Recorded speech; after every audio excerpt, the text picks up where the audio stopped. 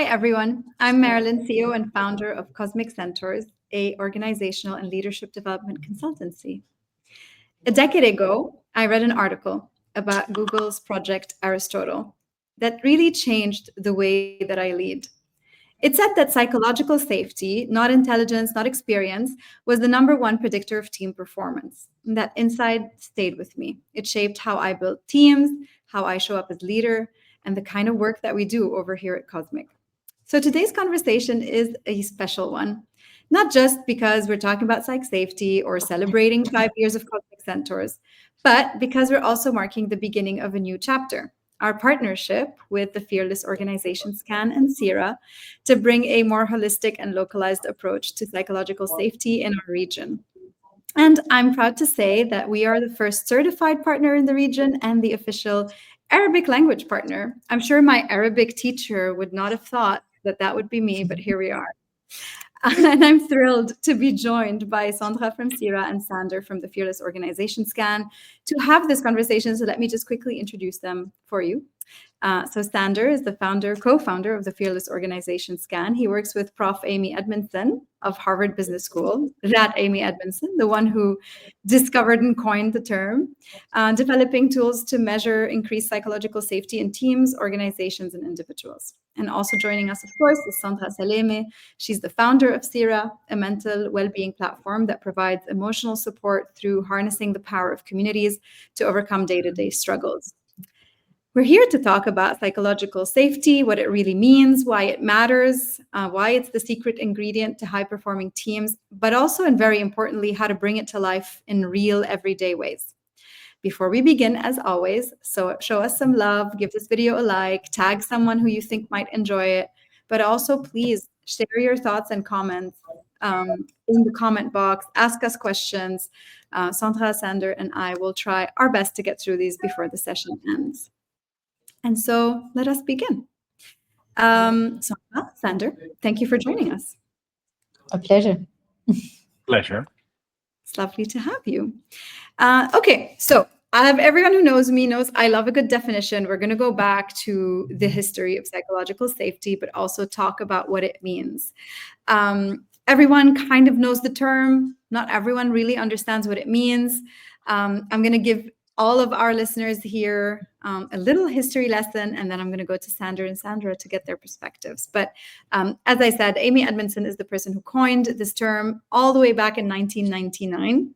And she defines it as a belief that one will not be punished or humiliated for speaking up with ideas, questions, concerns, or mistakes. And Google's Project Aristotle, where they asked to apply this to studying high-performing teams at Google, and I think they analyzed over 180 teams for over 2 years, trying to understand what was the most critical factor that, allowed teams to perform, and psych safety came on top. And the big turning point was when I discovered psych safety while reading the New York Times article, What Google Learned from Its Quest to Build the Perfect Team, which really brought Edmondson's work into the mainstream. And the book, The Fearless Organization, which you must read if you want to understand how psych safety works, came out in 2019. Now, even though it has been on a trajectory of popularity and of people really trying to understand and bring this concept to life, many people don't understand it all that well.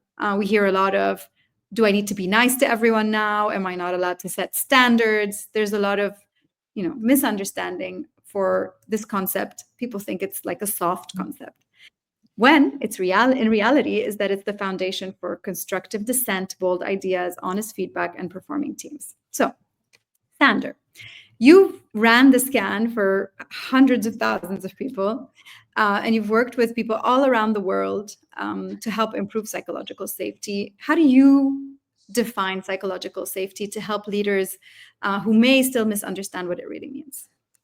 I think you exactly made the right points in saying it's a factor that unlocks potential and unlocks a lot of things. I think a few things that Amy always says are the best. It's not the seed, but it's the soil. So it is not about what you make that it influences. It impacts the how we do things.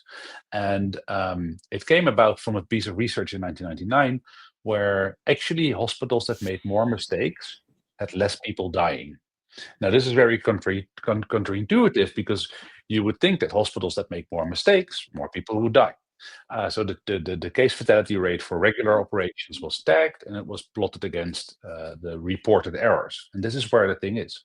Organizations that don't report errors because they don't feel they can share about the mistakes they made, they actually kill more patients with accidents and things that happen. And so it's often seen in this Google-esque way of, oh, it's such a nice place to work, but the foundation is way more harsh. It is about how do we prevent people with the best intent from killing people, and it's in that space where you can actually really see that it's felt permission for candor. Am I allowed to speak up? Is this my place? Or, as the British would say, this is above my pay grade. So nowadays, nothing should be above your pay grade. And that's what it is. If you spot a mistake, if you spot an opportunity for growth, both things, do you have the place and space in this team, in this construct of people working together, that you feel that you can actually say this without being rebuked or without being aversive of your losing face? And so I like sayings. The Dutch have stupid sayings, which is one is that trust comes by foot and it leaves on horse, but it doesn't, because people stay in toxic work environments way longer than is healthy for them. But psych safety comes by horse and leaves by horse, because one thing I say, like, not today, people, we're busy, we need to get this deadline, sort of shuts people up from speaking up again. But it's also very easy to fix. So it's a very volatile and very time and place sensitive aspect that occurs in teams where people work together. So that's my personal takeaway from this sort of vague definition, to bring it into the sort of alive and make it really tactical. I really love that. Obviously, I don't know if you saw, but our entire 5-year anniversary campaign is about planting seeds. So I really love the soil metaphor. It speaks a lot to me. And then people can do with it what they will and grow a lot of different things. But I think it's the first time I've heard this metaphor applied to psych safety, and I think it's really beautiful. Sandra, Sander kind of hinted to this. It's different in different places. In this region, of course, we know the cultural dimensions. Every different place has slightly different cultural dimensions. We are higher on hierarchy. We're also undergoing rapid transformation. We often work in culturally diverse teams because, at least in the GCC, there's a lot of expats. And so we've always really worked hard together on having a localized lens to understanding how this concept comes to life, and having a contextualized approach. And in the work that you've done with teams in the regions, what do you think, what are the things you've commonly heard leaders say about psych safety that show that they don't really understand what it is? Yeah, absolutely, Marilyn.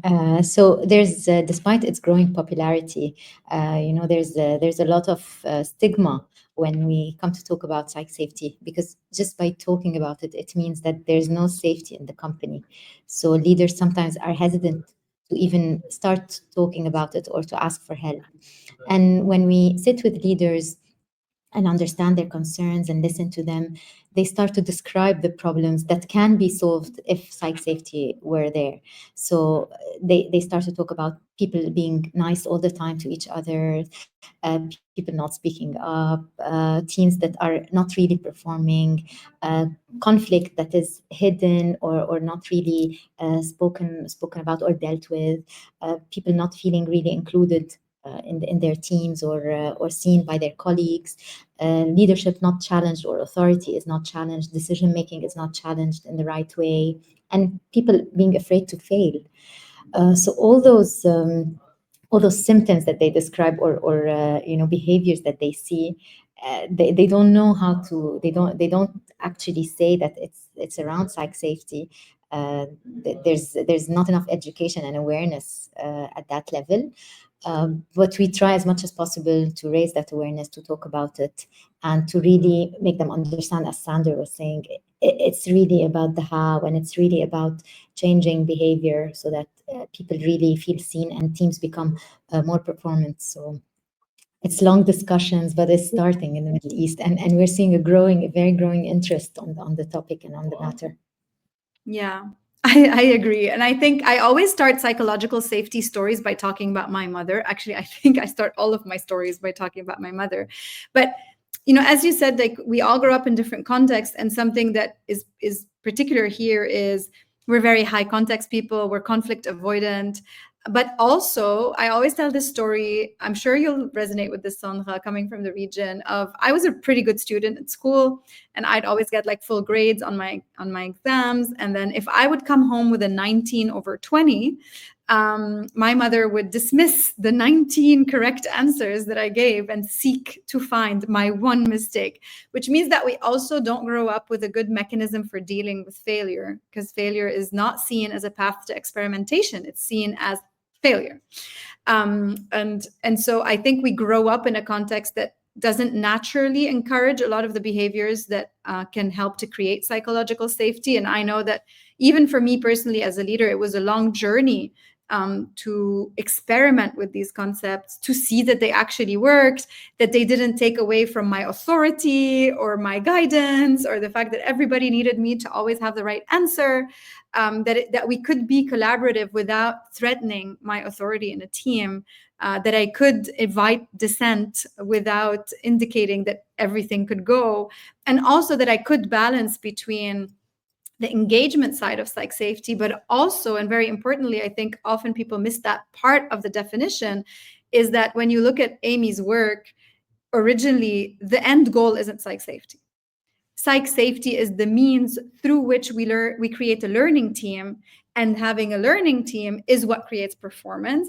And it's only when psych safety is coupled with accountability and not dissociated from it. So keeping our standards high, but creating the right soil, I think, as Sander said, was a beautiful metaphor, that we really get to do that. And I think people don't understand that. And we're not naturally set up for it. So there's a bit of a bridge there in terms of getting leaders in the region to truly embrace this.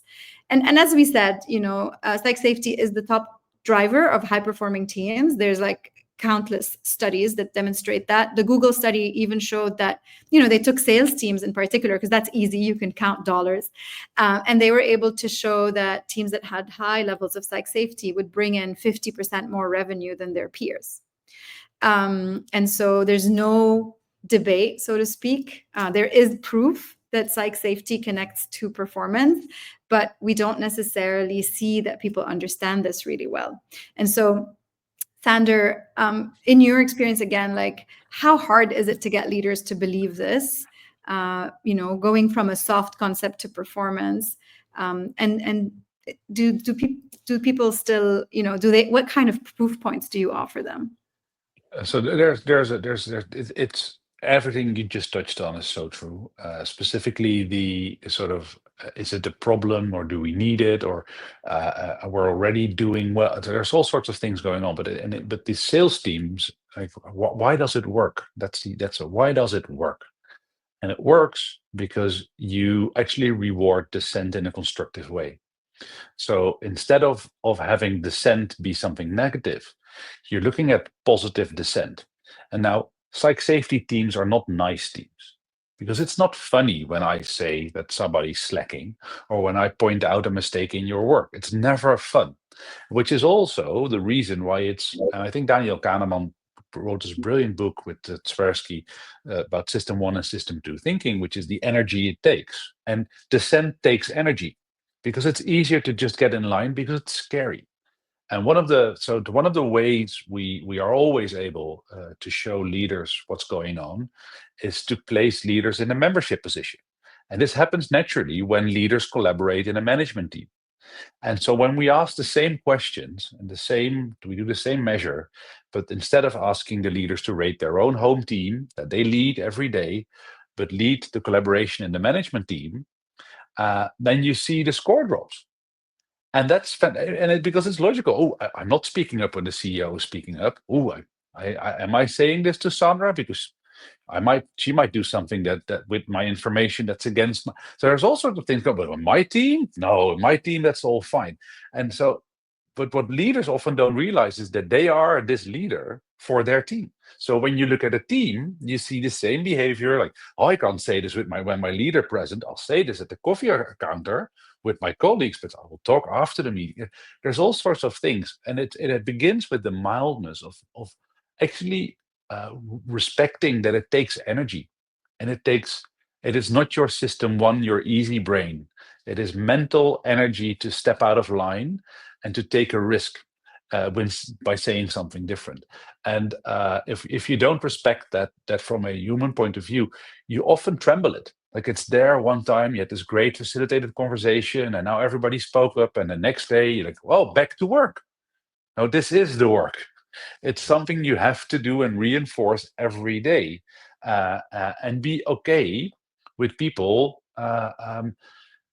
saying things that you at that moment might not like. So I was at a client conversation for an implementation project, and I just asked my lead developer there. And I said, well, I think it works like this, but I have to say, I'll double check it with my lead developer. And so then he spoke up and said, well, what Sander said wasn't true. It was incorrect. But to be able to say that whilst having a hierarchy, whilst having the client in the room present, it means that you have to be safe and know that's actually coming from a good place. And that's the other thing. It's criticism needs to come from a good place. So when in toxicity, that's when it becomes a very, very different situation, because then it's way harder to actually feel the positivity coming out of that sort of stepping out of line. For sure. Actually, when I teach people about how to give good feedback, I always try to make them shift their mindset to see that feedback is a gift. But as you say, also, it's a very intentional, it requires energy, effort from all people involved, the leader, but also every member of that team. And that investment of like, oh, I now have to be disciplined. I have to show up every day. I have to behave in new ways. I have to, all these things that we have to do, they feel expensive to leaders. And so, Sandra, like, you and I do a lot of conversations with leaders where like, do I really need this? Why are you trying to sell me this? What have you seen is like the most effective way to convince a leader that what we're trying to sell them are not niceties, but we're trying to show them how they can truly see psychological safety as a driver of performance? Like, how do you debunk the myths that they have around it's a lot of effort and I don't know if it's going to pay off?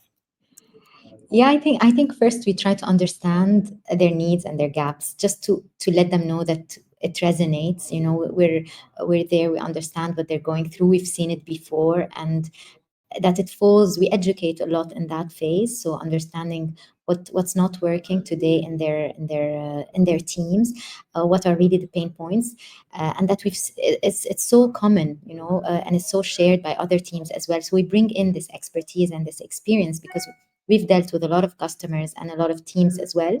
And I think the second step is to educate and say that those skills can be learned, and there's a way to learn them, and it's a practical program. I think leaders today don't want another theoretical, driven by lectures and a one-way teaching. As you mentioned, Marilyn, we want everybody to be an active participant in this whole journey of behavior change and transformation. So we involve everyone in the organization, from leaders to middle management to team leaders to the employee themselves, because everybody is contributing to this change, and everybody is responsible. I know the main, the locus of control is mostly with leaders, but everybody's part of this change and should be an active component of it. So we lay a program that's really practical, and where we can work on those skills in a practical way with case studies and with questions and with scenarios, and really go into depth in that. So that's mainly the best approach, and then show them results that have worked elsewhere, show them impact, because it's an investment at the end. Putting all that company, all the resources of the company through that program, it's an investment in time and money and in growth. So we show them cases, how it worked, what did it need to work, what is important at the leadership level, from buy-in, from participation, from them being a driver and a role model, and top down and bottom up, what are the skills needed to be able to have that change. Yeah, I really love that. We're going to spend actually a lot of time talking about the practical aspect, because I think, you know, what you've said, and I heard it, you know, recently with a new organization we're working with, these terms like, you know, psychological safety, or even if you look into the 4 domains under it, or it's complicated. Like, as in, for a normal leader that's not, you know, obsessed about organizational psychology, it's like, wait, I have to learn all these new concepts. But when you simplify them, and when you say, let me show you, here are the skills that we mean, here are the specific things that are observable that will change. You're no longer trying to prove whether psych safety is good or bad. You're actually saying, wouldn't you like that your team are really good at dealing with failure? Wouldn't you like it if people weren't constantly leaving the company because they don't have a good relationship with their team or manager? So also kind of just showing what is the impact of these basic, beautiful basic skills, that if everybody was a little bit better at them, here's everything that could come out of it. I want us to spend a lot of our time talking about how we practically help to build psych safety in teams. I also have a couple of questions from the audience that I think it's better to ask now than to keep for later, just in terms of our flow. And I think, Sander, I'll start with you with this one. How can leaders create psychological safety without compromising accountability or high performance? Well, it's not that hard, actually. It's little things that you do that are important to say when you're engaging with your team. And these are things like, I need everybody today to tell me what you see, because we're going to nail this project. So, and if you don't tell me what you're seeing, then I will make the wrong decision, potentially because I've missed this key point of information, because I want to hit this deadline. So it's a combination of saying things that open up, but also keep emphasizing on our end goal. Just saying, I want everybody to speak up. Like, about what? Like, what I had for dinner? Like, do I want a different coffee machine? Like, be very specific. We're doing something here, and so don't be vague. Like, we're soliciting feedback in order to do X, Y, Z. And so that's what is the most important thing. Just soliciting feedback is well, it's very polite, it's nice, but it's not bringing you into high performance. So making clear what your goal is, what you want, what you expect from people, and then if that isn't going, maybe help with stories, which can be, from the healthcare situation, like children dying because nobody said something about a dose of medicine. It's horrible. But it's also a space shuttle dropping out of the sky. Like, if only somebody said something.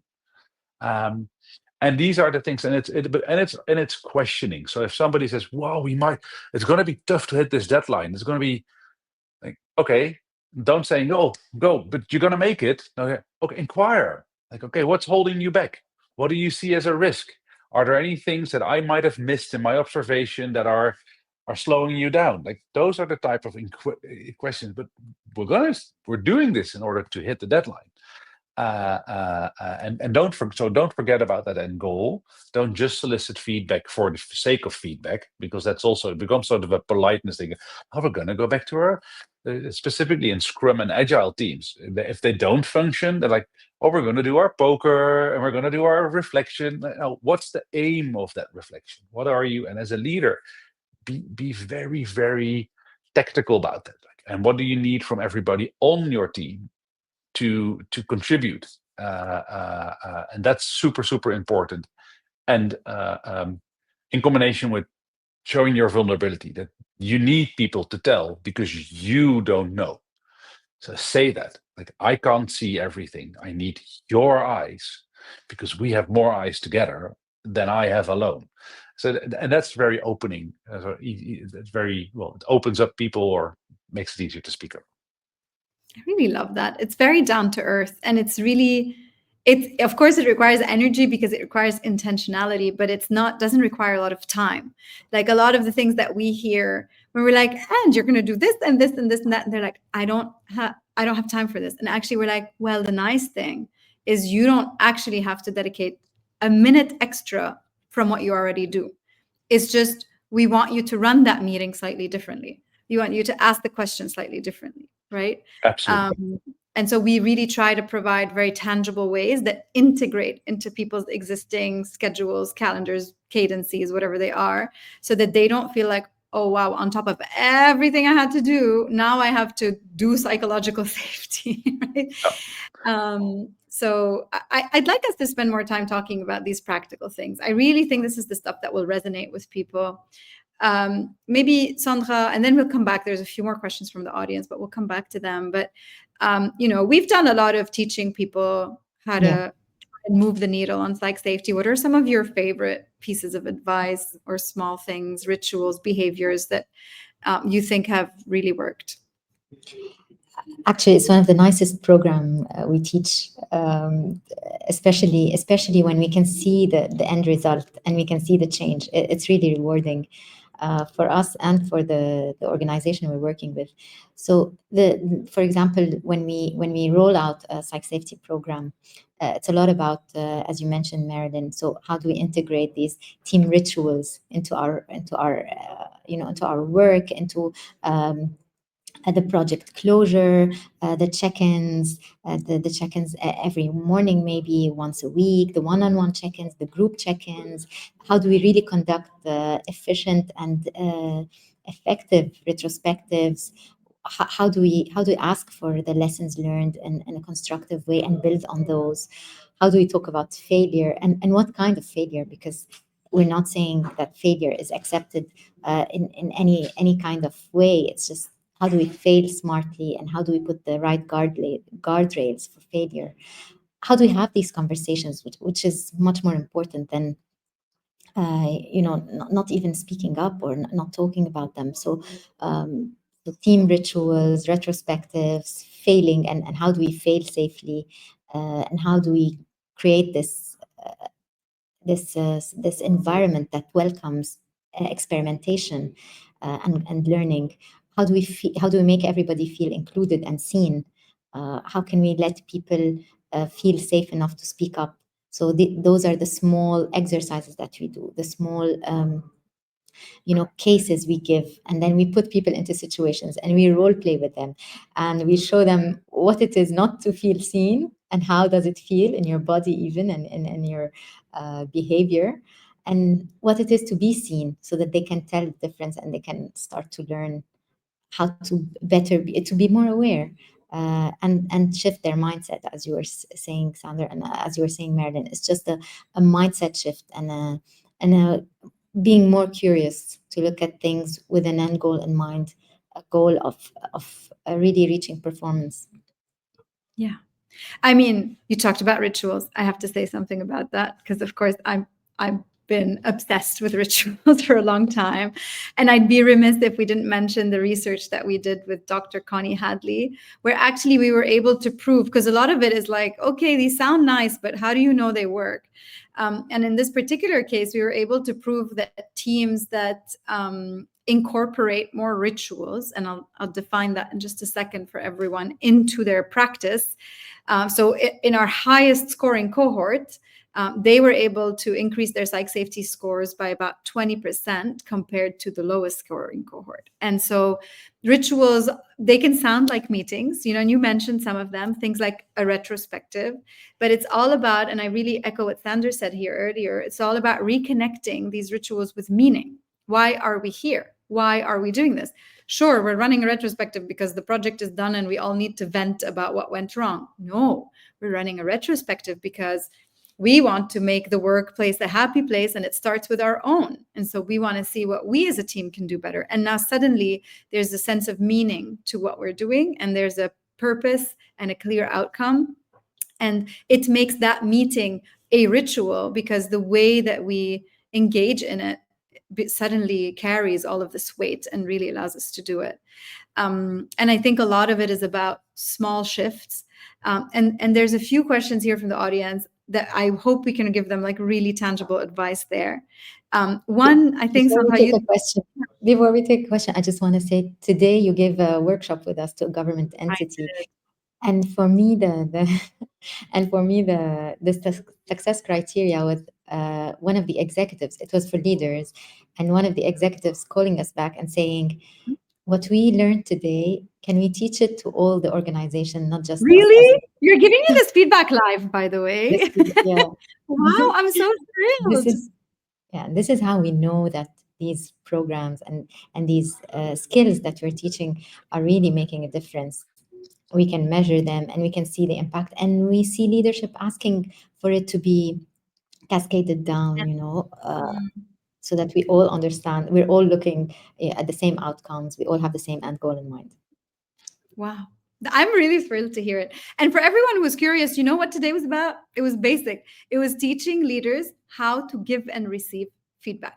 And it was just giving them simple frameworks that they can refer to in order to disable, the fight or flight reflex that we get when we receive feedback, and to provide it in the right way. It was like, it's always the basics, right, that really are a home run. Sander, you want to add something on that? Yeah, I want to add, because it's the thing is, if it becomes a goal in by itself, it might stop working. And so rituals are essential to get this working, but they must be authentic. So a leader must really do these things because they see the importance. The moment it becomes a ritual because it's just, oh, we need to do this because of company mandate, it doesn't work. And so that's super important to understand. And as a leader, it is really, if you don't appreciate others' feedback as a leader, because you really want to do your own thing, then it might not work. And it's the same at Google. When Google started laying off people, a few people at Google were saying, oh, now Google is not psych safe anymore. No, psych safety and job security are different things. We still have a psych safe culture where you can speak up, because otherwise you wouldn't be speaking up that Google wasn't psych safe anymore. That's the principle, is that we are allowed to challenge, but it's not those. It is truly the acting and doing the part in the rituals versus just doing the dance because everybody is doing the dance. And so when you touch somebody today that really got it, then they will do it and they will keep on doing it.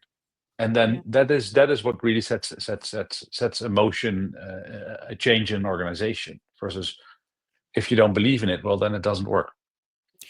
I really love what you're saying there. And one of the questions from the audience is somehow linked to this. It's, how do you tell the difference between real psychological safety and just conflict avoidance?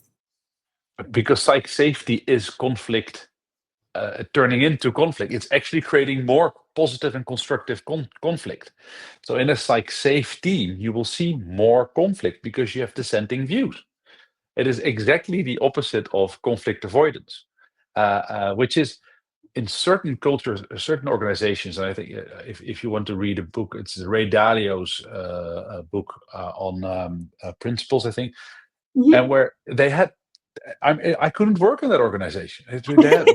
You had to rate everybody, every meeting. All the meetings were recorded, But if that was definitely psych safe, because if you are sort of allowing yourself to be, I have to rate Ray now, the boss, the founder, and then I didn't think you showed up genuine today, and I think your point you made about X wasn't well thought. Like, wow, that's crass. And it's even to the extent that there was an interview with the chief people officer, or the chief operation officer of SpaceX, and they do skip level meetings, which is, you sit one meeting, board member jumps in, and you have to say everything there. Like, that might not be for you right now at that moment. That's sort of, it is definitely psych safe. That's the, so the thing is psych safe teams are often very scary places to be in, because nobody's safe from criticism. Nobody's safe from being told they're slacking. Nobody's safe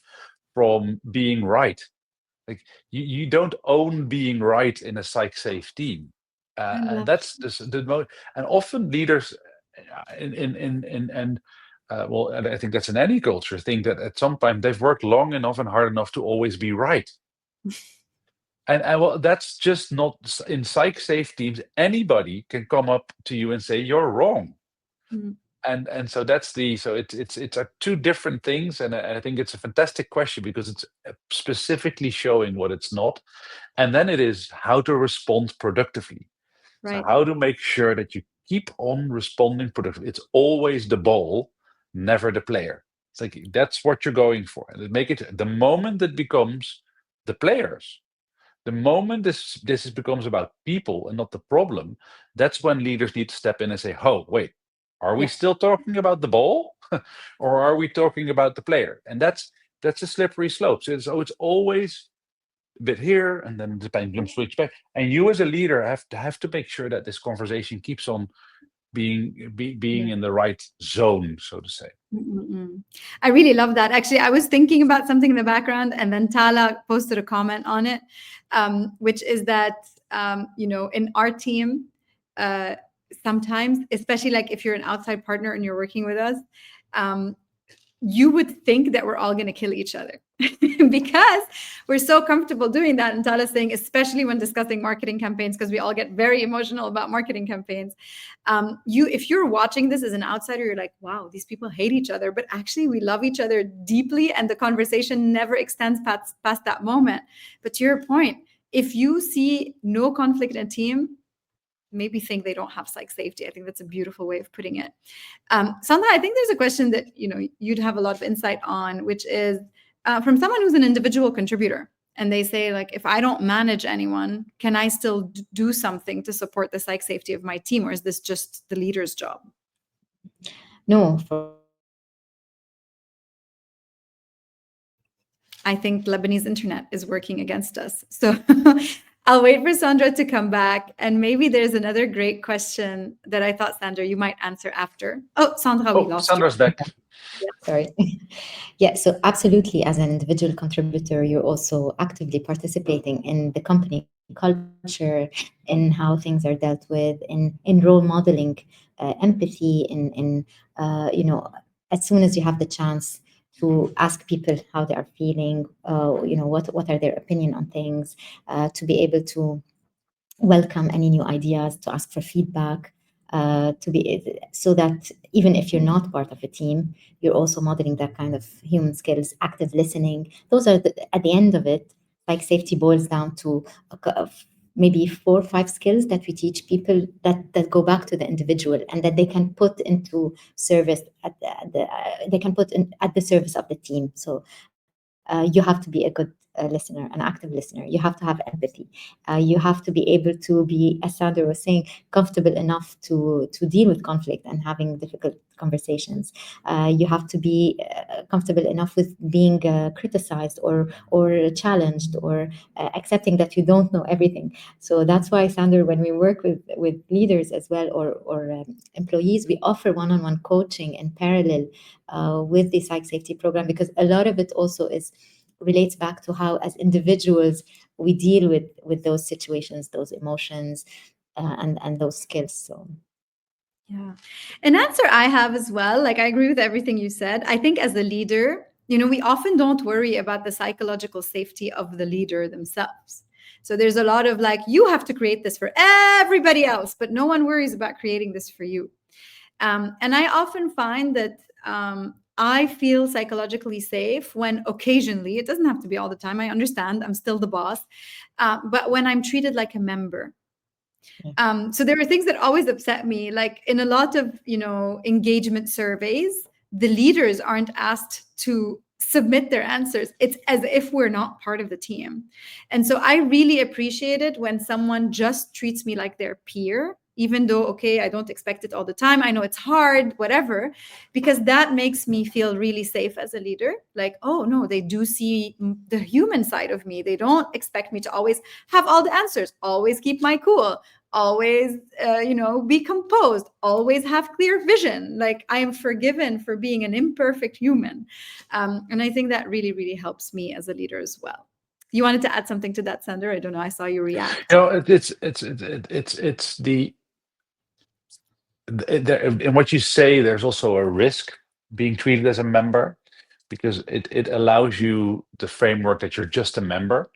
And so there's No, both I are think that true. it's occasional. So both are true. You're still the leader, and what you often also see is that sometimes it's about it's because I also saw in the chat somewhere, how do you manage it when organization is in layoffs? Like, a team is a team, And it's a construct that is yours for the leader to sort of maintain. But you're not immune to the situation in the organization and to what happens in this whole context. So as a leader, your team also expects you to be sort of the guiding post through that turmoil, or to say things like, I know that we're going through a rough spot in our organization, but we as a team have this to fix. So let's figure out a way to fix it as best possible. Let's focus on our job at hand, because that's what we have influence over. And then that's where people will look at you as a leader.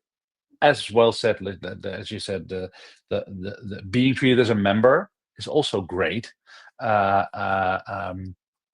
because it allows you to show that you're also fallible and that you don't need to know everything. Right. And you don't need to talk over all the silences, which is one of the things I needed to learn in life. Like, it's okay that there's silence. Let it go, which can be terrifying. Yeah, for I love sure. that. And definitely, yeah, that question of psych safety during layoffs, as you say, Sanders, you and I always talk about, there's the org psych safety, and then there's the team psych safety, and there's some relation, but there's not a pure correlation, which means you can have an organization that's going through a really hard time and still have a specific team where the leader is able to maintain that. And I really echo that. It's really through maintaining focus on what we control. We call it the engine, like the spaces of stability, which is like, let's stay here. We cannot change the world. Trump's tariffs, trade wars, like this is all happening and I get it, but here, let's stay where we are and focused on our goals and our purpose. The other thing is true as well. Organizations need to be very, very knowledgeable about the side effects of the mechanisms they're introducing from a managerial point of view. For instance, up or out forced ranking mechanisms, they hamper sort of psych safety, because I don't share my ideas with somebody else when they can make their career. So there's all sorts of things that organizations can do that have side effects that hamper psych safety. And so it is often one of the things that the board members are always these nicest and welcoming people that I've met, but then their executive decisions that they sort of create frameworks for toxic behavior or even fraud at points in organizations. So that's where you're not immune to also thinking things through that look like a hiring policy or any other like innovation fund distribution policies, or all those things, because those policies they create behavior. And that needs to be managed. And you can push back on that as a manager in your own bubble, but you're not immune. And so that's where, and we see that in the data too. Like we see when we measure org psych safety versus team psych safety, we see quite a few teams that have high psych safety and low org psych safety. The opposite also happens. Like I work at this great company, but my new manager, not that great. Very rare, because people jump ship way earlier. But it's something to navigate and to think through, like what are the effects of your policies, of the design in your organization. Yes, I definitely agree. I think there's a systemic level design choices in order to create psych safety. And then there's we call it a fractal, like at the team and at the self level, what we can do to change that. I have another question here at the self level. I hear this question a lot in my teams. I think it really comes down to how we were brought up. And actually, this discussion is beautiful, and someone did comment on it. I'll try to explain it. Is that sometimes, so part of what you need for creating the space for psych safety is, of course, we've talked extensively about it. Like as a leader, you need to invite feedback, dissenting voices, and so on and so forth. But sometimes what holds people back is not so much the space that the leader creates as much as it is the internal narrative. I should already have this figured out. So rather than say, I think this process is crap and we need to fix it, they think, and I think this happens a lot early in your career when you haven't really developed your inner confidence to know the difference between, I don't know how to do this one thing, but I'm still great, And so there's a lot of like, I should know this, so I'm not going to speak up because it's going to reflect badly on my competence. How do you address that? Sandra, do you want to go first, and then I'll take Yes, Sander? I'll go first. That's what we do at Siira. It's what we work on with all employees and individuals. It's working on those self-limiting beliefs, on the internal narrative and stories we tell ourselves that stand in the way, as you were mentioning, Marilyn, in us, contributing and being a bit more courageous in speaking up. And so it's also a skill that we can teach. We unravel these internal stories that keep popping up in our head. Some of them go back to our childhood, our upbringing, and some of them are learned as coping mechanisms. I shouldn't speak up because people will laugh when I do. I stutter when I talk, or for example, whatever I say, people disregard it.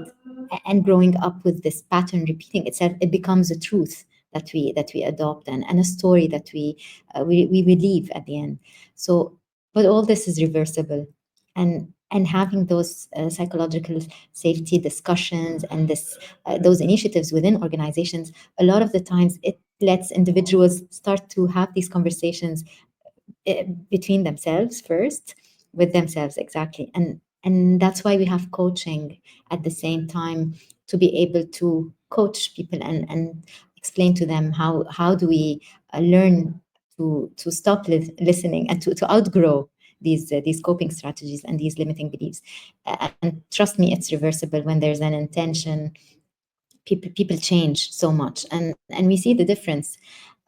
So yeah, sometimes psychological safety is a way for people to grow individually, not just in their role For as a inner work. team, Yeah, just as a person, exactly, to start their inner work. It's a conversation absolutely. starter. Sander, what's your perspective on this one?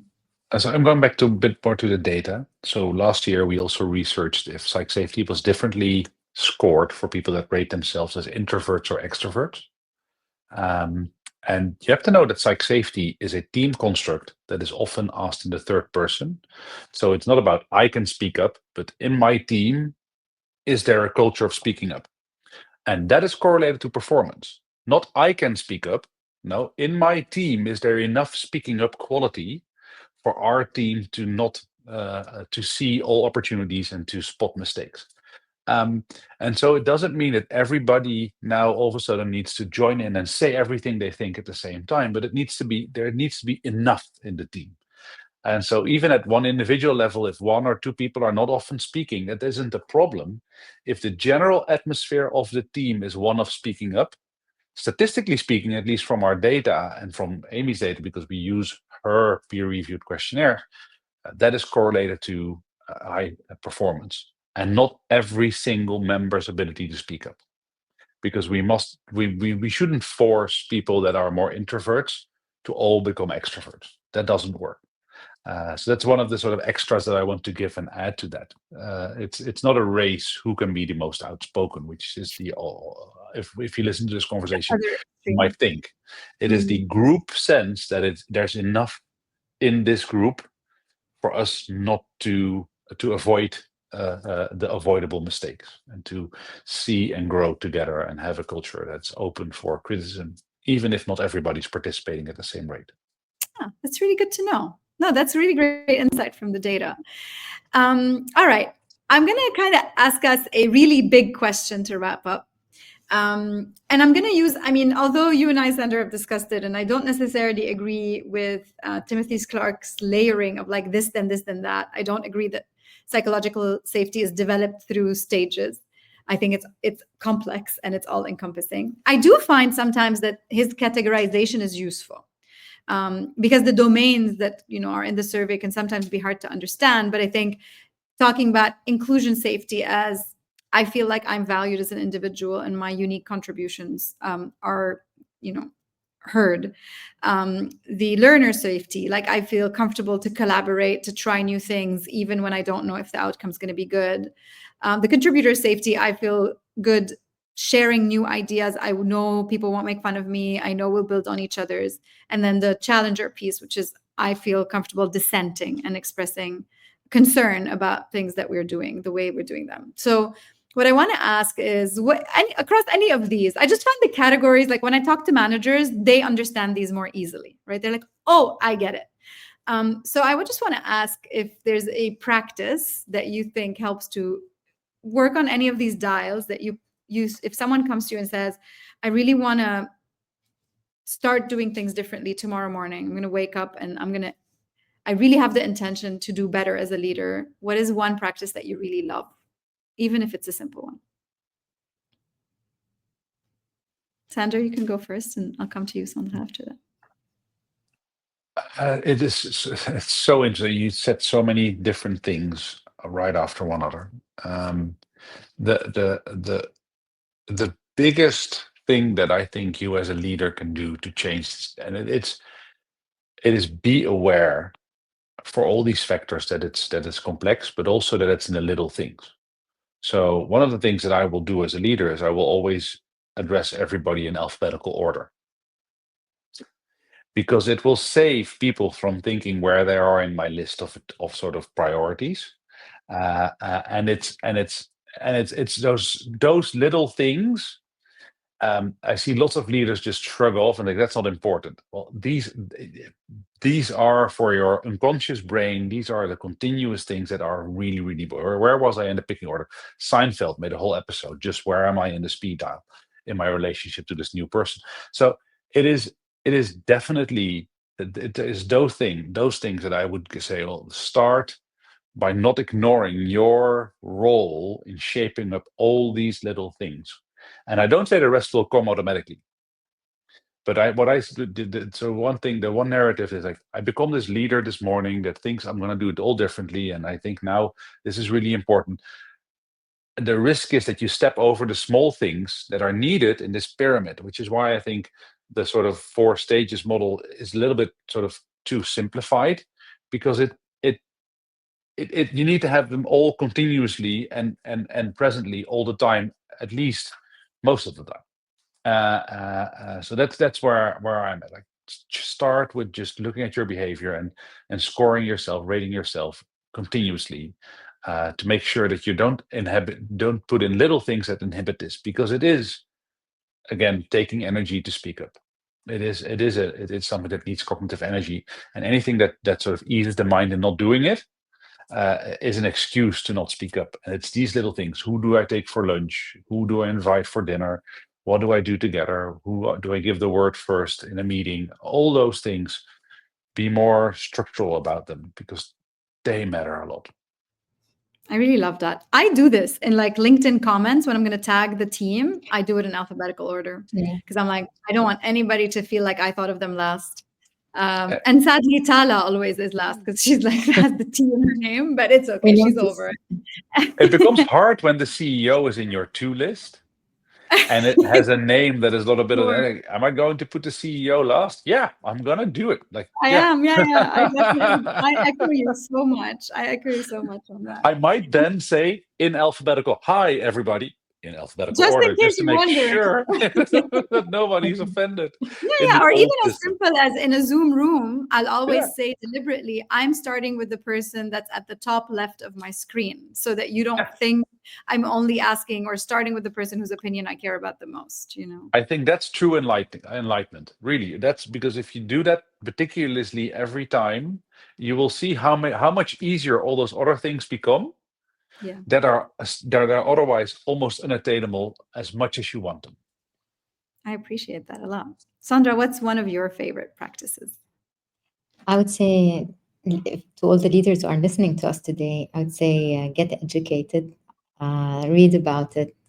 Psych safety shouldn't be something that's on the back burner of your agenda. If you really care and you owe it to your teams, you owe it to the organization to push the organization forward, as Sander was saying. So to be able to really play along with the ball properly and score every time, you owe it to have those conversations and really work on the skill set, your own skill set and the skill set of your team. So I would say, don't hesitate to get in touch, to ask for support, and it's a journey that we co-tailor together. So we co-design together. We start from needs assessment. We look at policies. We look at the needs gaps, what's there, and we're not afraid to have those conversations.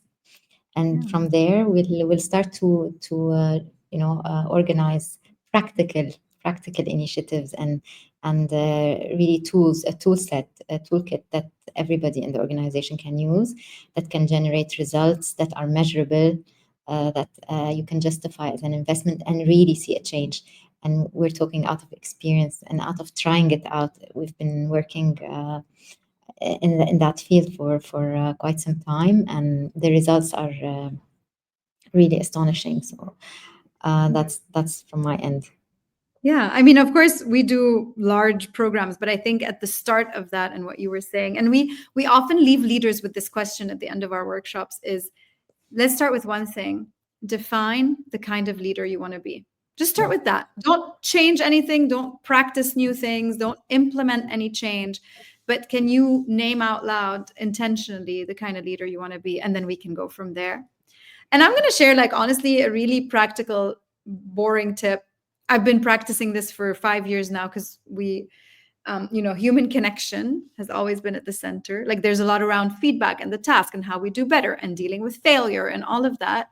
But I've also always been a firm believer that you do better at work if you genuinely care about the humans that you work with. And I found, and I mean, most of the people here will probably, if they know us, they know that we invented this game called the Cosmic Conversations. And really, I mean, it has a cute name, but it's just a series of curiosity, like having curiosity about the other. And it can be getting to know their favorite snack or what cartoon they watched as a kid growing up, or even deeper work-related questions like how they like to receive feedback. But I think that if you allow yourself to be curious about others and to build a 3D version of them in your head, not just like, oh, Sander's really good at project management. Great. But Sander is this, he's a father. These are the sports he likes. This is where he grew up. Here's the stuff that triggers him because his mother used to like look at his math exam when he was a kid.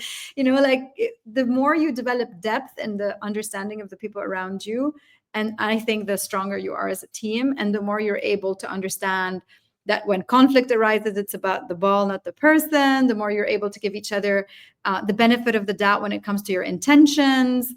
I just think the effects are everywhere. The better friend you can be when someone is struggling, you can pick up on their bad days, show up with solidarity. I think all of these things emerge when you care about the people around you. You don't have to be their best friend. You don't have to see each other every night after work.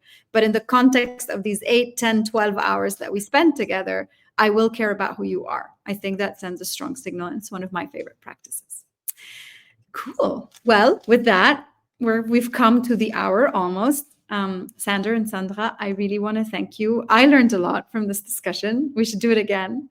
And I'm really grateful that you showed up and gave us your time and your knowledge. Thank you for the opportunity, and hopefully we also have, we have an audience that's ready to have those conversations, and we're there to help. Absolutely. Super. Thank you very much for having me, and love the things I learned again, also from you, Sandra and Marilyn. Thank you. Yeah. So as a recap, what did we talk about today? We explored the origin of psychological safety, why it's misunderstood and in which ways, how it actually is a performance enabler, not just a cute, nice thing to have over there on the side. And we really talked about tangible ways to bring it to life, and maybe also what is different in this region versus all the others. And as Sandra said, if this conversation sparked something for you, I want to give you 2 things that you could do. Number 1, you can take the Fearless Org psychological safety scan for free on their website, meaning you can go and for free, you can answer questions about your team and at least from one data point, assess your level of psychological safety in that team. So we'll link that for you in the comments.